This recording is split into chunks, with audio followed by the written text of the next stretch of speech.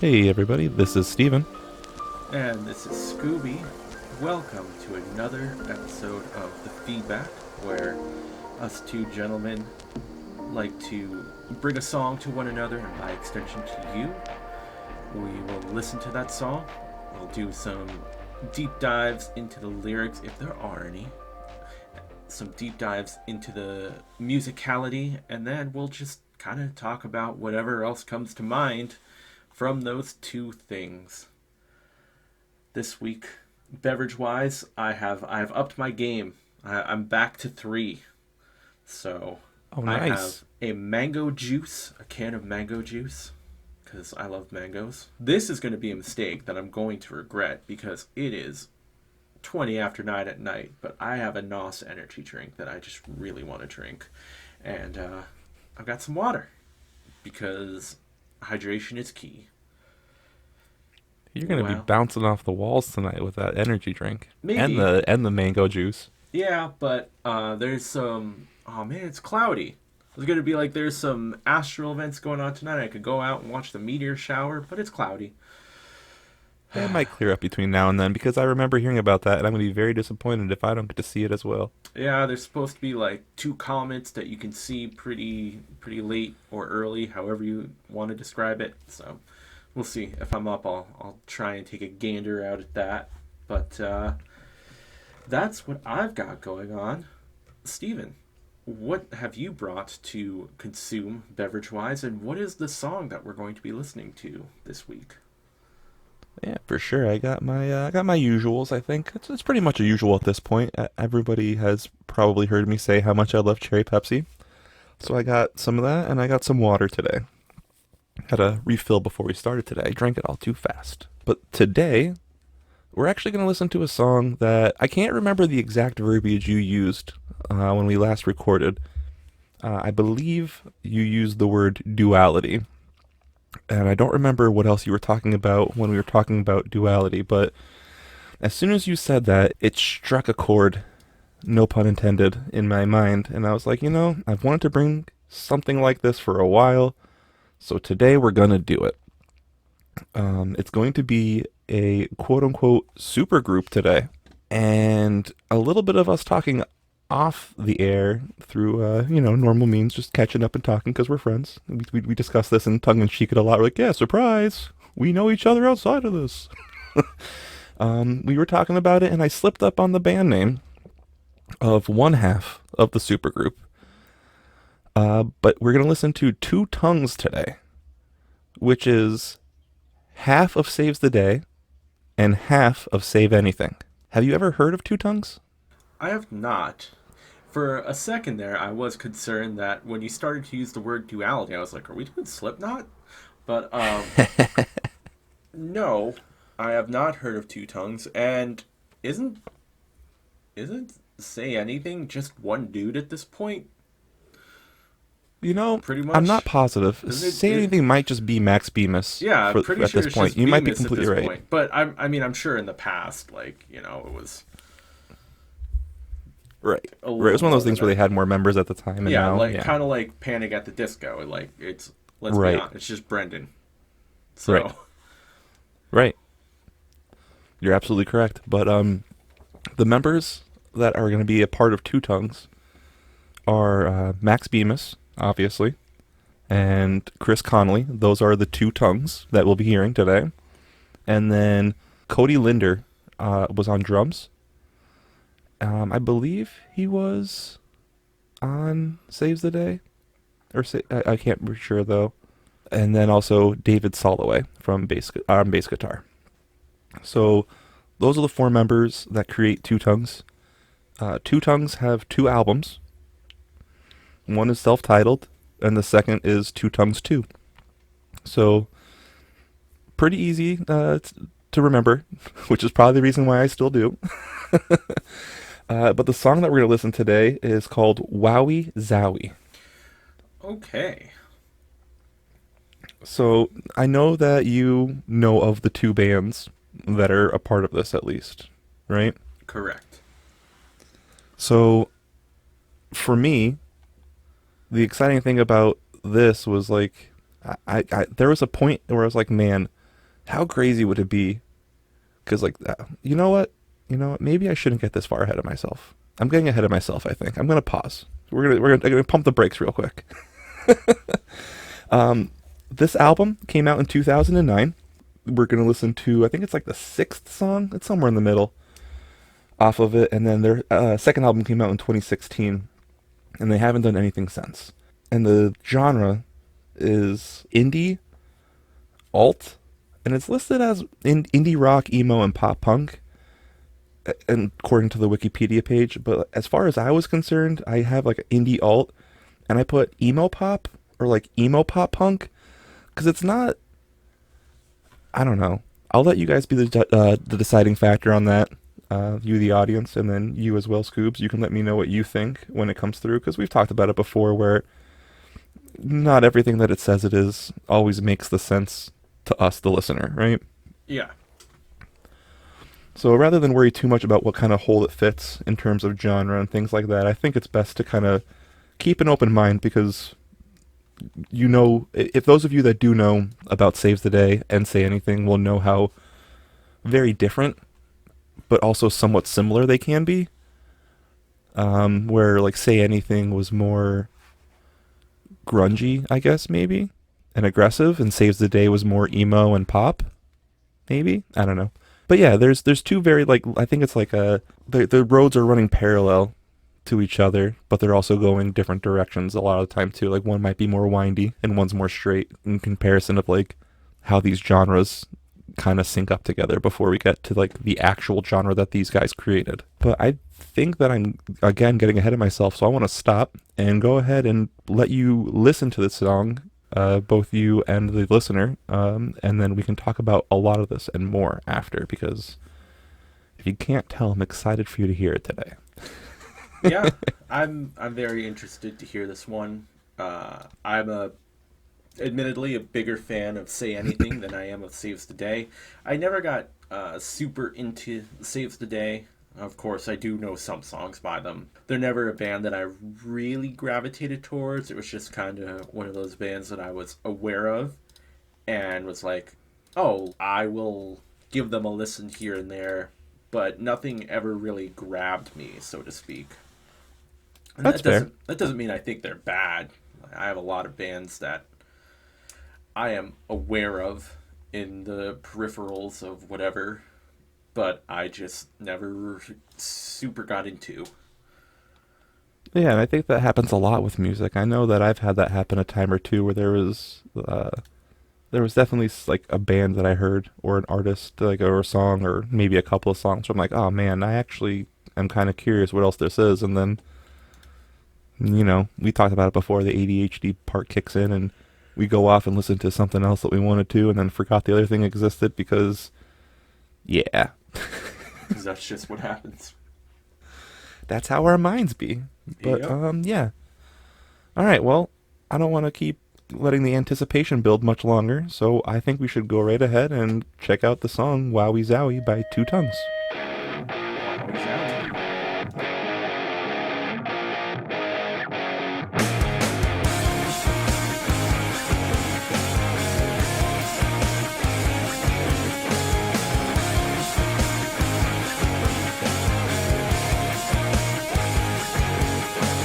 Hey there, boy, you're beautiful.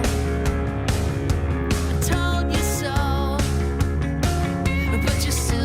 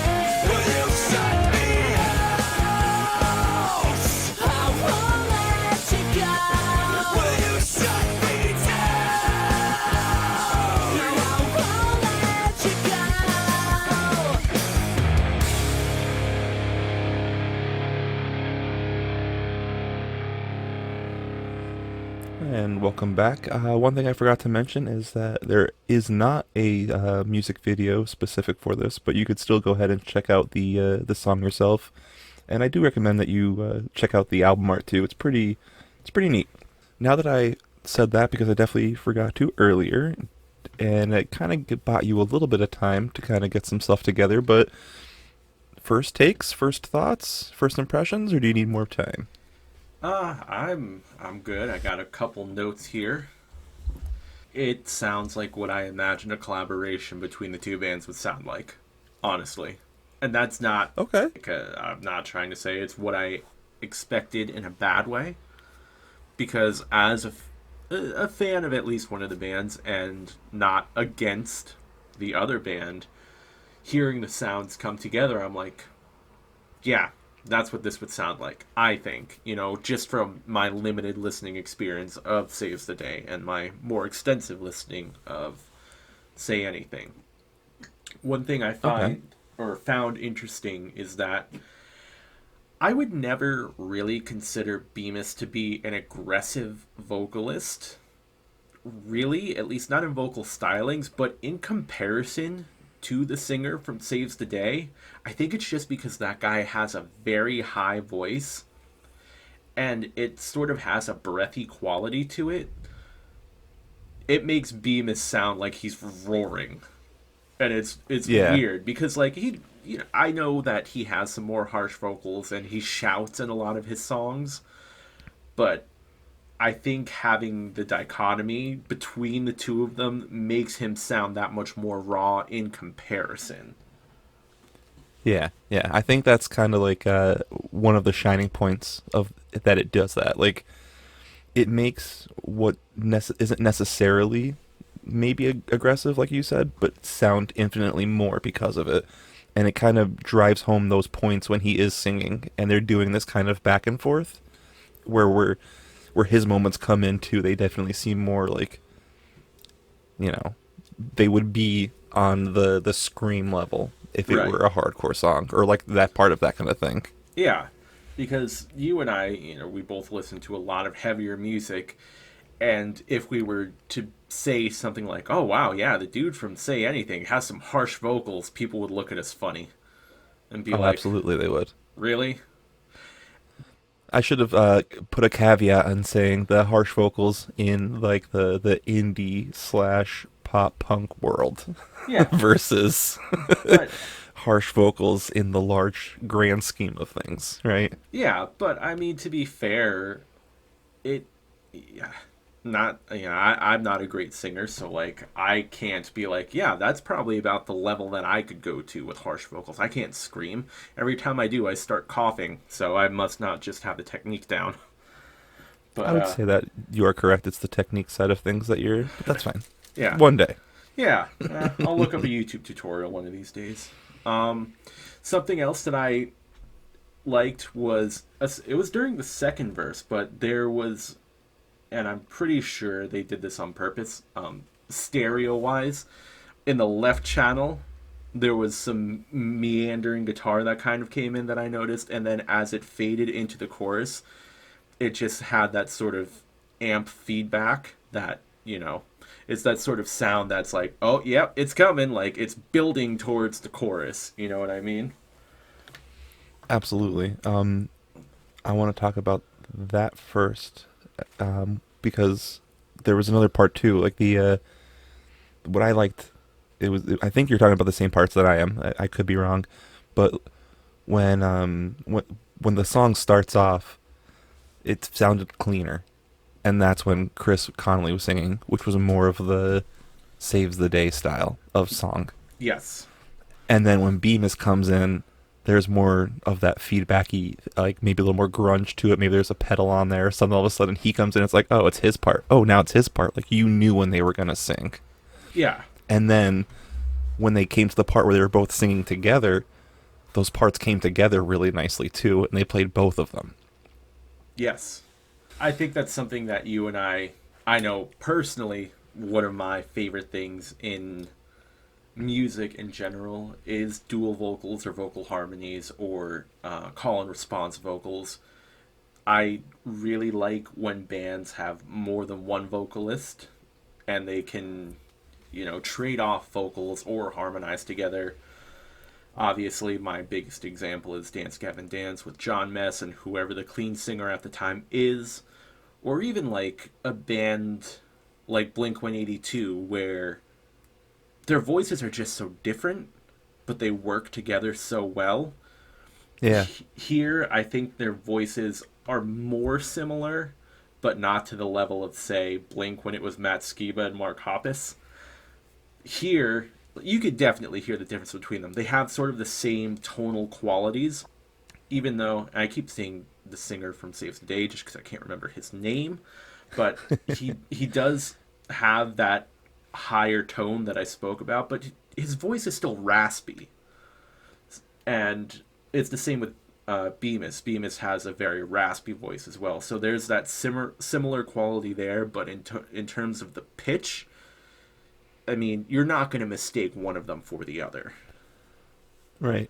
And I'm glad that you said about Chris's voice also being raspy because I don't think I ever would have attested that quality to him before. But once you said that, like, I'm thinking back on like just his voice in this song specifically, where it's like, yeah, and I'm thinking about like like the I saw you standing there, and like, yeah, okay, I can hear it, yeah, absolutely. Like, there's definitely parts where it's like, yeah, definitely has that more forced, but like not the force, but like the raspiness in the back of it. Yeah, I want Yeah, to say forced. I'm thinking of Bemis when I say forced, because Bemis to me always seemed more forced in the vocal, and not forced like he's trying hard, just forced in like the he wants that sound to be present. yeah, Like he wants that register on his vocal cord, like or on that part of the song for the inflection and the emo involved of it. yeah, But before I was gonna say where when you said this kind of reminded you exactly of what you would think it sounded like when it came together.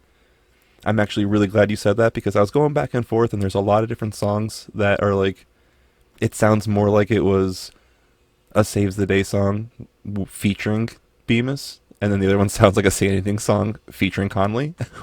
Like yeah, but then there's a few songs where it sounds like they came together and made their own sound or they had a sound of like not only just like the more so like we were hearing today with like the different sounding guitar parts and stuff like that where it sounded more towards one person's stylistic play than the others and the other person was just playing like that background vocal that like the mood setter like we are talking about before with other bands, right? yeah, Whereas in this one it's like, oh yeah, you can see that they're both featured and both harmonizing and both together at different parts. right. So like, I'm glad that worked.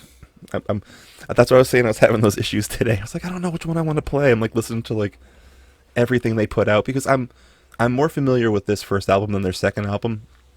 Um, their second album is good too. I just did not have as much of a connection to it because I think it came out so much later. I wasn't really still listening. 'Cause, like that's still my problem now. Like Saves the Day. I think they put out a bunch of music past what I listen to them with. And the same thing with Say Anything. Like I know they're still putting out new music, but like I very much listen heavily to a few albums more Right. than I listen to his entire discography. Yeah, I So I like am on the record as saying Is a Real Boy is just like top tier S level 5 out of 5 desert island album for me. And that's not to I say was his other work is bad because I've listened to a lot of his other work, but that album to me is just like chef's kiss, no skip. You know what I mean? absolutely. I was actually going to say that I was going to spend more time trying to make a an introduction to the episode like is it real boy? But I Oh was like I yeah. have no way of actually making that happen. I'm not going to do that right now. And the show began with a song of rebellion. Yeah. That, I that remember. that's ours. That's Yeah. ours, not theirs. I His I was the got record began. yeah, I got that album. I think a friend burned it for me back in I was still in high school. So it was 2005 when it came out, so it was probably like 2006, 2007, and it was just one of those albums that was just like, whoa, this is what music could be. No, absolutely. Like when you first hear those kind of like iconic songs for you or albums or something like that, when it just like transports you back to that exact moment and makes you feel that way. Like this opened, same for me, a whole door and avenue of what else there could be with music. And then also it's like, I mean, maybe I shouldn't be so. I guess growth is a thing, so I guess it's okay. But at the time, like hearing these songs, it's like, fuck, man. Yeah. How do you know exactly what I'm feeling in my own head right now? This is crazy. And I mean, to some extent, maybe not all of it, but Yeah. you know, those few songs that you can really like latch onto and grasp and hold on to forever. Oh, definitely. But yeah, I still remember. I agree. Front, front to back, the whole album, for sure. I kind of feel that same way though about this first Two Tongues album. And I think that's for me is because one of the things I was about to say at the start of the show and kind of pulled myself back from so I didn't do it was when I remember like how much I loved Saves the Day and Say Anything. And they were both releasing albums that kind of felt like you were saying before, like one has they have the same kind of register. The musical stylings I would say is the major difference. I think the meat and potatoes of what the lyrics are about almost are identical. It's just how they got there, right? Yeah. That's where I was saying before, where like Bemis is the highway, right? And then Conley's like the state route where you're gonna go up and down and through everything, and you're gonna have lots of turns around the way to kind of like think about and listen to on the way. Yeah. I get that. So when these two were coming out with albums all the time, my biggest thing was like, man, how fucking cool would it be if these guys got together? Because like that would be sick. And then like I think it was maybe 2010 I found out that this came out a year prior, and I was like, oh fuck That, yes, this that this is a must have, thing. yeah, that must have been like an oh my god moment. Did I do this? Did I create this? I manifest this into the world? Oh my god. So for me, like this album is a front to back album still for me. I wouldn't say that it has the same sentiment to like Is a Real Boy like we were just discussing, but like it still holds its own. And I think that there's a lot of good different songs on there and feelings on there and stuff too. Just kind of like it's worth a listen to the entire thing. But I will definitely have my battles picking which songs I'm gonna put on the playlist, because I still want to include some Say Anything and some Saves the Day on the playlist if possible. So I'm gonna have to really like pare it down. I essentially have like 4 songs, so I can put 4 more songs by Two Tongues. Because I'm gonna put the feature song, 4 more, and then I can put one Say Anything and one Saves the Day, which is also gonna be painfully difficult to decide to do. You're gonna have to curate it, yeah. It's gonna be a challenge I'm willing to take. So there was one lyric that jumped out at me, and I mean I enjoyed the lyrics as a whole, but Say Anything have always been, first of all, very tongue-in-cheek with their lyrics, and second, more so now than ever before, but even in the past, very sexual with their lyrics.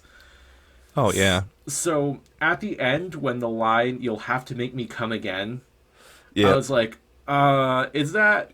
Are you doing the double meaning here, where you're talking about like, oh, you'll have to make me come again, like you'll have to make me visit again, or you're gonna have right. to make me come, like, you know what I mean? Like, Yes, I do. And honestly, I thought the same thing. yeah, because that's the sort of I don't even know if I want to call it humor, but that's just the type of things that Bemis puts into his songs. Like, for Christ's sake, one of the last songs he put out was called "I Vibrator." Like, Yeah, so he's there's never been any bones about him singing about like sex and sexual topics and things like that. So that's why I was like, is this one of those like wink wink nudge nudge kind of lyrics? You know what I mean? right. And it might be because I looked at it and it was as I was saying. It's like I said before, I've listened to this album a bunch, but I will say that I've never sat down with like the lyrics in front of me before.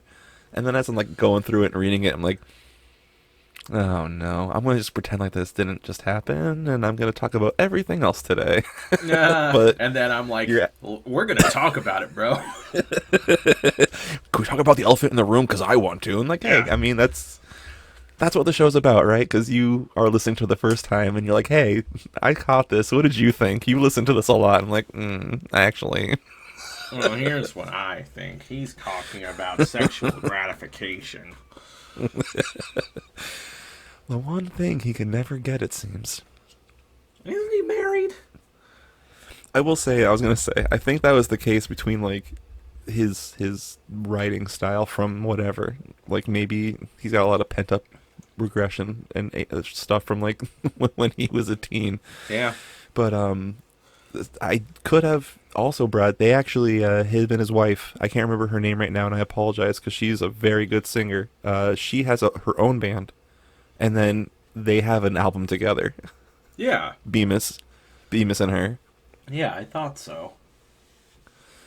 And that's like that's another one where it's like again he sounds infinitely more aggressive than he does any other time because of her voice, Mm-hmm. because her voice is a very sweet, soft, higher register. She's always singing in that. That's what she's known for, kind of a thing. Gotcha.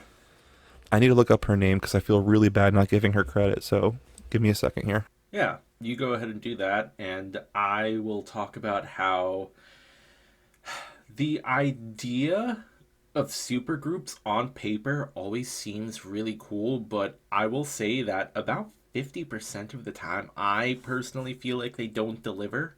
I think part of that is just the hype of it, where you see two names together or a couple of names together and you're like, oh shit, they're gonna create something amazing. And then they create something and it's probably pretty good, but you just built it up in your head so much that you're disappointed by it. This, I think, you obviously enjoy it very much. And for me, I heard this song, I'm like, yeah, this is what I would expect from them. So to me, that meets my expectations. You know what I mean? Whereas there have been many other groups where it's kind of like, this is what you put out. Look, I like Velvet Revolver, but when I was like, oh man, Scott Weiland and Guns N' Roses together, that could be pretty dope. And then they were just kind of like, it was okay. I liked some of the songs they put out, but I remember getting the first album and being like, oh, I don't really, this doesn't do much for me. Yeah, I hate when that happens. I can't think of a time. What other supergroups exist? So I can't tell you for sure that I've ever had that kind of thing happen because maybe I'm just woefully oblivious to it. Some things happen where like I can't. I'm not afraid to admit it because I have to be able to admit it, but it's also slightly embarrassing to admit is that I was really bad with that kind of thing with like getting to remember song titles because I said before like I'd buy the CD, I'd put the CD down because I'm driving, so I can't read what the song title was or anything like that, and I would just listen to them front to back.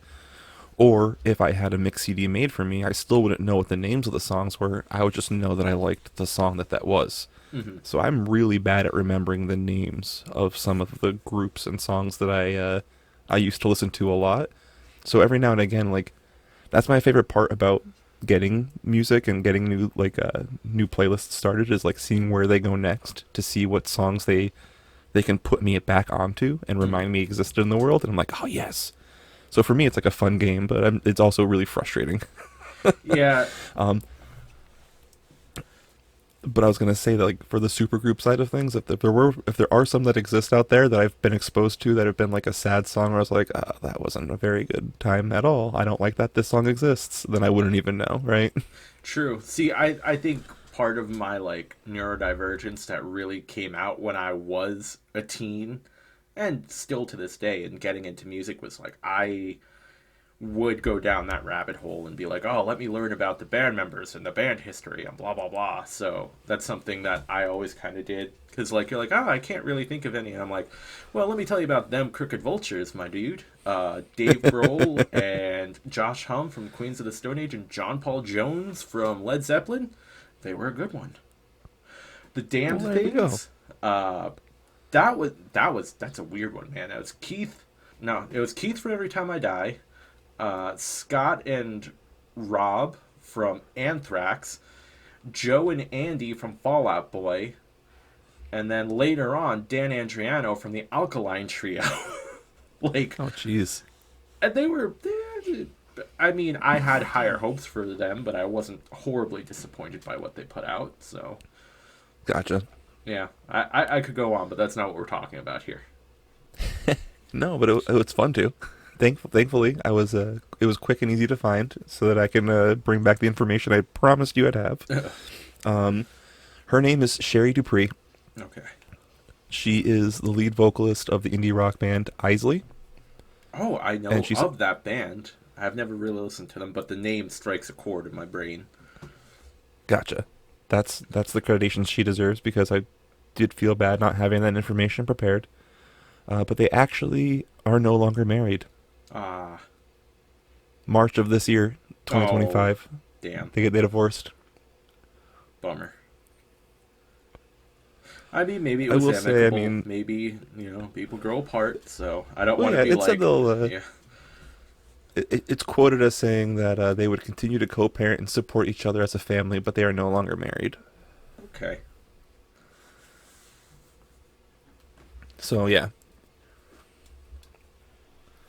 we were both right and wrong. Yeah. I had to quickly look up. I was trying to remember the name of their band, and I couldn't find it, so I had to search it. So I muted myself to not do the tippy taps, because we were talking about that earlier. But they have a band. Well, they had an album, at least, under the name Perma. Okay. Perma. I remember listening to that, and I don't remember all of the songs off of it, but it was also like it was a very good song, a very good album, I should say. They had a lot of good songs on it that were better than others, for me anyway. Hmm. Another one of those like really good experiments of them working together and having those kind of like different kind of feel to their voices and music styles, and then having a way to make it come together. It was really neat. Hmm. I don't know how you feel about this, but this, for me, I heard this before I heard anything else. I mean, I don't remember the first time I can say for sure that I heard a Midwest emo song, but this almost feels like it's kind of like building a bridge between the pop punk genre and Midwest emo for me. I would have to listen to it again to see if I could hear better associations. I'm not gonna say that. I'm not gonna be like, no, you're wrong. But like, offhand, having only listened to it once, I can't really be like, oh yeah, totally. I Yeah. think part of what would make me lean in that direction is sort of that meandering guitar line that I spoke about earlier, because Right. that's sort of like an element that Midwest emo sort of has, is that sort of twinkly, like, the twinkly little riff that you, Hmm. and then it slowly builds up into that powerful chorus, which that is an element that was in this song, which would, of course, that's the sort of thing that would make me think, yeah, that's very similar to something that you would hear in a Midwest emo style track. That exactly, and then also parts of like the way that their vocal patterns go too, where he kind of has like those parts where we have the Chris parts where we're singing like the higher register, and like those kind of, I don't know, deeper parting lyrics where like you're saying something deeper than you could have said. Yeah. You're making lyrics more complex than they need to be. And I say that like, again, tongue in cheek. I love the genre. I love the lyrics. I love what they're doing. That kind of part of it, and then also having like the part where he gets angry, and he Yeah. has like the more like the deeper, more rough sounding and more aggressive sounding. I wouldn't say that everyone can use it for that kind of a thing, but like it kind of prepped me to Mm. start hearing songs like that. Yeah. I mean, I get where you're coming from with that. Again, we talked about this before. We like to look things up if we don't know about it, and then, or if we know about it, obviously share it. But I was curious myself how this actually band came about and why they kind of went together and did their thing. So like, thankfully, I found out a little bit about it. But so what's weird to me is that I didn't even know. So there was a Bob Dylan cover album like just like a bunch of various artists that covered Bob Dylan songs. Okay. And Say Anything did a song with Chris from Saves the Day. So they met there to do that kind of a collaboration. And like all the very artists doing all the different songs, which is weird. And I don't understand why this was even a thing to begin with. Like maybe you have some experience or knowledge onto why a bunch of random, not like kind of like a Pop Goes Punk album, but for But Bob for Dylan Bob covers Dylan? only. Bob Yeah. Dylan. I don't know. But yeah, the album was only credited with saying that it was Say Anything, but Connolly was credited as an engineer. But if you listen to the song, which I did briefly just because I was like, what the hell is this? You can hear he's on the track. Like you can hear him singing like underneath. So maybe he gets credits from somewhere else too, but whatever. Right. But yeah, so they got together to do this cover song, and Bemis asks Conley if he would want to do a song together or an album, and Connolly said, "I would do it with no one else. Nothing could be more epic." So like, he was quoted as saying that, and he was very excited about it, which is awesome. Yeah. I just like that, like if you go into it with that kind of enthusiasm for somebody that's a fan of both of those artists, then you're gonna love what they put out, in my opinion. Yeah. Definitely. Which I think is maybe why I did so much. Yeah. I mean, you would hope that anyone creating music is enthusiastic about what they're creating. Right. If you're not happy about what you're doing, why are you doing it? I mean, if it's a job, I get it. Maybe it's not the greatest, but like you know. Yeah. But in a creative sense, something that you'd be doing like this, yeah, it should be a fun. It should be a fun-minded thing. And then, apparently, I also found this out too, is that apparently, I just reminded myself of. I don't even think that's like a world thing. I think that was just a very local thing. The apparently kid. Apparently, yeah. And apparently I like ice cream. And apparently that's my grandpa. Oh man. That was I think that's very much just our area, right? I think so. That along with Yikes. the roundabouts causing all the tornadoes. Oh boy. Yeah, I can almost promise you if you Google apparently kid, it should still come up. It's very wholesome. I promise. But I found out that there was a tour in 2010 of Motion City Soundtrack, Saves the Day, and Say Anything. Ooh, damn, that's a hell of a tour. Right? And you know what really fucking sucks? When you find out about it 15 years later. Yeah. Es- especially when you find out later, on top of that, that they surprised everybody and they came out and played a song from Two Tongues together because they were both there. Yeah. Yeah. So they did that, and they did it once by surprise. Like I don't know if like how far in. Maybe it was like the first show. Maybe it was after a couple days. Who knows? But they did it not credited. Like it wasn't billed that song would be featured. Right. But it's one of those things like we talked about before. If for some reason Dance Gavin Dance and Paramore or just Hayley Williams are on the same bill, is there a chance that we'll hear them come together and play this because they should? I mean, especially in that case, I would say probably not because it's not a collaboration that they officially did. At least with Who cares? this, you know. Who cares? But It's no, like you're exactly right. it's like when I went to see Coheed and Cambria and they were on tour with Thank You Scientist, and they have like one song that has horns. And of course, Thank You Scientist has a horn section, so they came out to play the horns for that song, and it was like, yes, That's wonderful. awesome. That's awesome. You really that's like one of the greatest things that can happen. Like, hell yeah. Yeah, I mean, maybe I should have put this part in earlier. Maybe you can do some creative editing and cut this part out where I Yeah. lead up to this. But unfortunately, when you do research, you do find out about things that aren't always the greatest that you didn't know.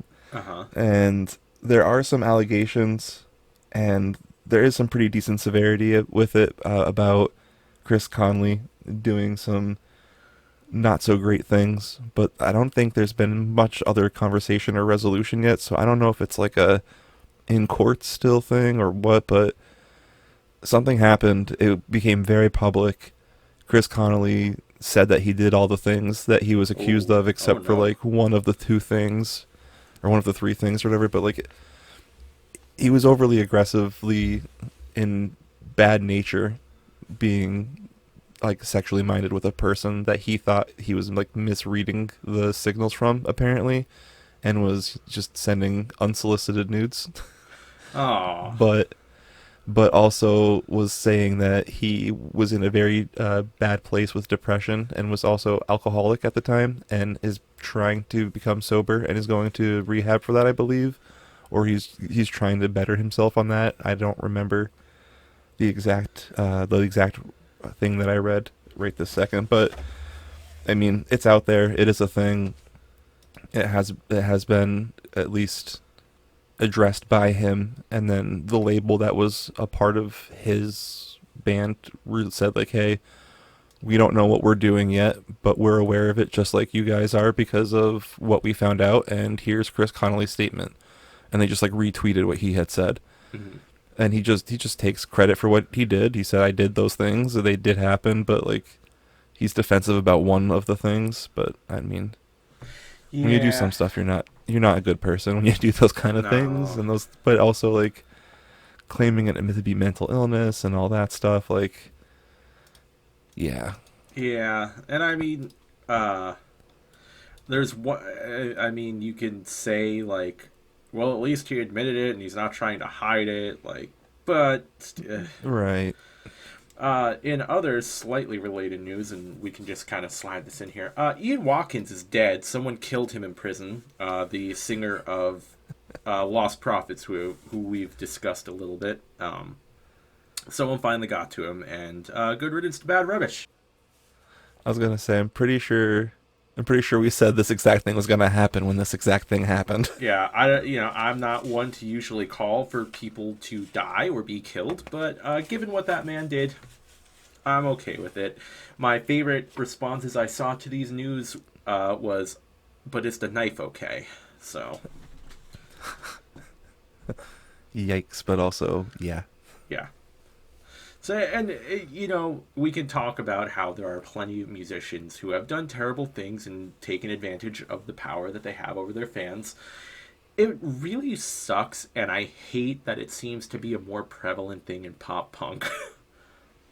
it really unforgive or un whatever reasoningly why is because yeah, I'm pretty sure. I mean, again, not to go ahead and sour the soup that we're talking about, but I believe Max Bemis had a history with some issues in this past too. So Yeah, I know. And it's it just kind of it sucks. it does. I can't remember a quote I heard or it was said. It was something along the lines of like, "I really like the music, but the genre has a whole lot of scumbags." Yeah. Yeah.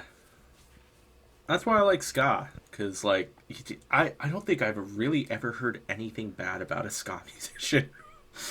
Let's So, just hope that's the case. We'll yeah, knock on wood and keep I'm that. I'm not going to go looking for any instances either cuz I don't want my perception to be ruined. Yeah, I was gonna say we'll keep that naivety and knock on wood that we never hear anything else about it. Yeah, exactly. Don't send us anything. God damn it. Do not at us. Yeah. And I don't know if you have any other notes, because if you do, go right ahead. No, I think we covered everything I had written down to this evening. Me too. So it's a great time that I said don't add us about those other things, because I want you to add us about the following things, which is a pre-recorded message of me talking to you about social media. That's right, because important long-winded information and ADHD don't mix. But I hope if you've made it to this point, you like what Scoops and I are doing, and hopefully you like it so much you want to shout it from the top of a mountain. But it would be a whole lot more helpful if you told your friends about us instead. Word of mouth or listening with someone is our favorite, but social media is also great, and you can interact with us there too. So please come by our Instagram, Blue Sky, or Facebook, where you can find us as The Feedback, or on Twitter, formerly known as Twitter /X, at @thefeedback_PC to see what's coming next, suggest a song, talk about our latest episode, or just talk about anything. And now that you have gone and hopefully done all of the social media things, like, share, comment, subscribe, etc., here's an interesting one that I don't think that you mention and that I always forget about. Leave us a rating. I think you can do it on Facebook, and I'm not sure where else you can, but do that. That'll get more eyes on us. Oh, ideally a good rating, but be honest. I prefer a nice 5-star than a 1-star being like, lol, you suck. But whatever. I invite any and all interaction at this point. Agreed. Constructive is always better, though. Agreed, yeah. And I think that's pretty much going to do it. Allow me to give a shout out to our, I want to say friend. I don't know the person. The artist that is gracious enough to let us use his music for our intro and outro music, Exile. The track is Egg, and you can find it wherever you can find music. It's a great track. I have been listening to it forever. I have been splicing it into the beginning and end of our episodes for months now, and I'm still like, this is a good song. So, like, I think that's a pretty good endorsement. I would have to say so, because there's quite a few episodes, and you have to listen to them all a bunch. Yeah, and every time I hear that, I'm like, yeah, this is a good song. And if it comes on, like, randomly, I'm like, this is a good song. I'm not just like, oh, I've heard this so much, I'm going to skip it. Nah, man. I think that's like above a 5-star rating for a song. Yeah. So go check out Exile, and go back and listen to some of our past episodes, and check out the playlist that we've made, both containing all of the songs we have covered on the podcast, and also the playlist of the week that we have started creating, where you can check out more songs by our featured artist and sometimes similar artist. It all kind of depends on how we feel when we make the playlist. I think that's going to do it, right? Yeah, I think so. That was very exhaustive there. That was good. I forgot about all those ones, so thank you. You could hear the sigh at the end, right? Where I was like, man, whew, that's a lot. I said like the, whew, yeah. I got it all I felt out. it for you. Yeah. All right, everyone. Thank you for listening. We appreciate you. And join us next week for whatever we dig up next. Goodbye.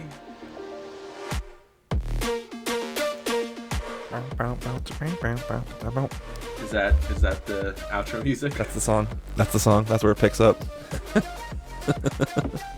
I gotta get better at scatting it, because I'm gonna do it better eventually, to the point where you're gonna leave it in and I'll be like, oh my god, it's so good. If you learn how to beatbox Egg, I'll be super impressed.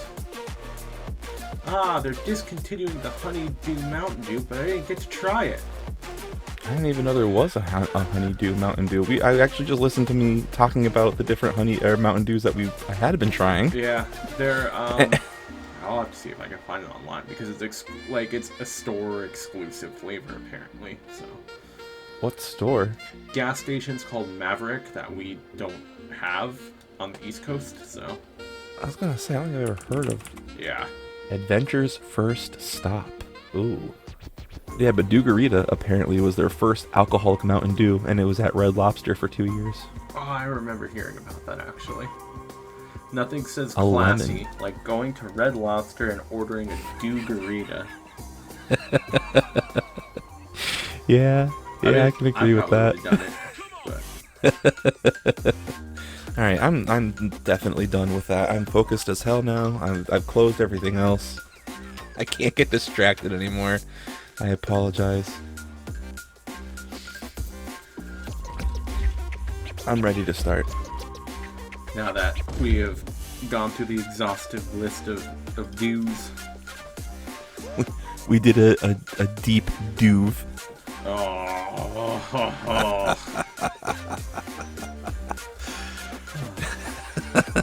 Do the do.